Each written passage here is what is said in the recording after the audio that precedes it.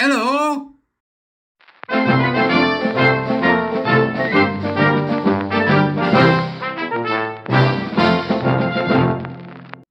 Beep, beep, beep, beep, beep, beep. Hello. How you doing? Welcome to the court of the Edijester. Here we are once again at Jester Towers with some tremendous news brought to us by Matt Osborne in the Distance Mag. Links, as usual, in the doobies. If you can help me out, please do, right? Buy me a coffee, subscribe to my Substack, subscribe on Twitter. That would be really great if you could. Or like, share, the usual stuff. Comment wherever you see me. This is great. Right, here we go. Orange man good. Alert. Orange man good. Trump HHS explodes the trans kids fad. Umbrella Review includes a history of medical ethics in ideological capture. Imagine the mental anguish that a progressive person would experience if they were forced to admit that Donald Trump was right about this while they were wrong the whole time. Begins Matt. Isn't it great? I can just imagine the wokesters with their, all doing clenchy bum bum. Swine. Of course, the denial continues. They think of themselves as the good people. Surely they could not have been so wrong. Imagine how much personal inventory would be required for someone to come around now and agree that the trans kids are victims of medicalised gay shame. Oh, this is utterly glorious. So I'm going to celebrate. Black pudding is in order. The short version of this sordid history is that gender magic failed on adults, so then a group of gender magicians tried it on kids. In many areas of medicine, treatments are first established as safe and effective in adults before being extended to pediatric populations. Reads the new HHS report, Treatment for Pediatric Gender Dysphoria, Review of Evidence and Best Practices. Setting aside normal medical ethics, clinical researchers developed the pediatric medical transition protocol in response to disappointing psychosocial outcomes in adults who underwent medical transition. Right, this is utterly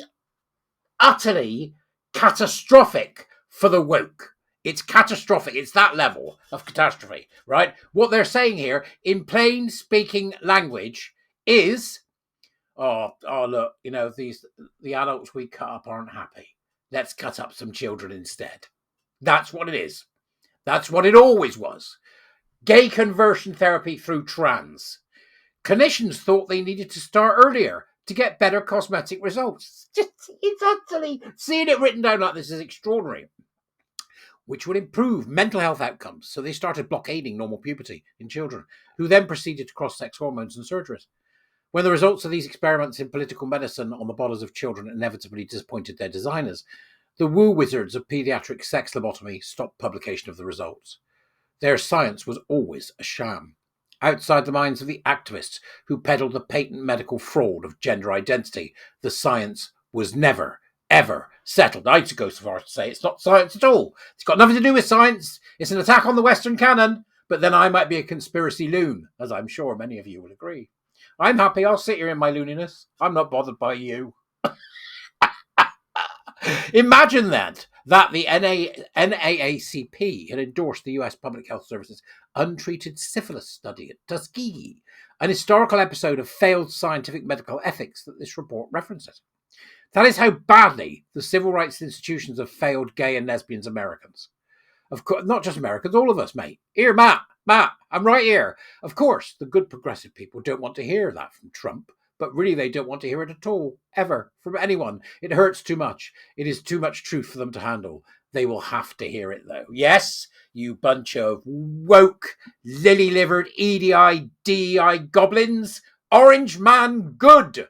And you will take it. Take it like a man.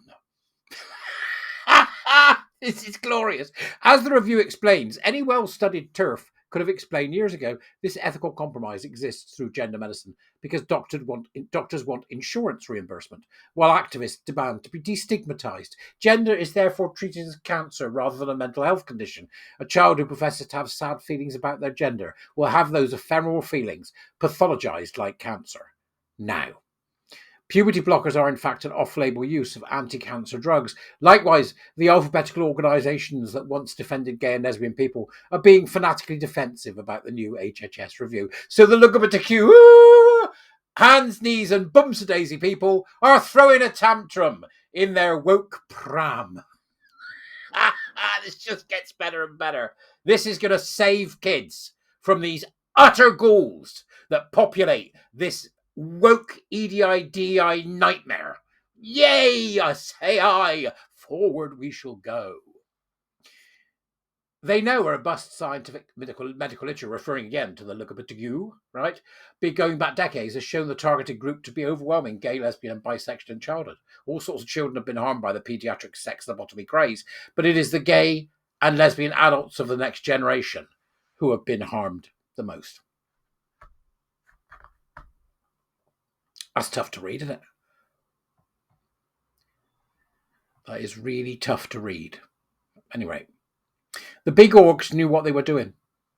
The real historical record of the pediatric sex lobotomy craze is damning, but the review does not indulge in damnations. It seeks to provide the most accurate and current information available regarding the evidence base for the treatment of gender dysphoria in this population, the state of the relevant medical field in the United States, and the ethical considerations associated with the treatments offered.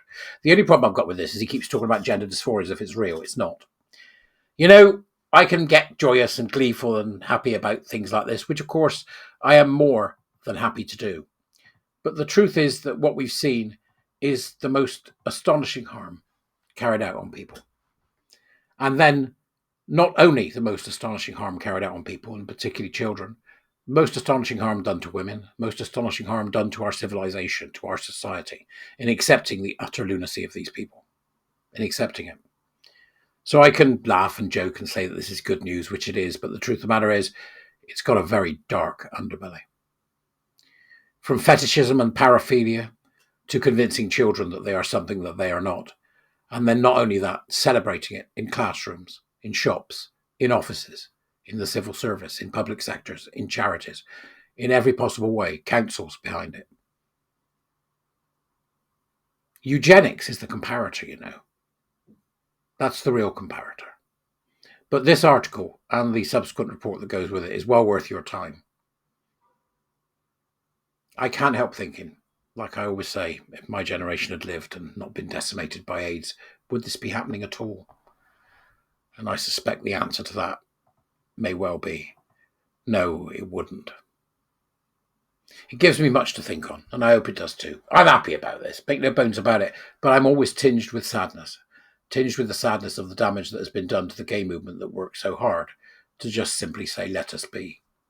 The LGBT, LGBTQ, or LGBTQ, whatever you want to call it, all this alphabet soup stuff needs to go. It needs to be completely deconstructed from its roots up, and it must never, ever be allowed again to get involved in what are gay people's lives.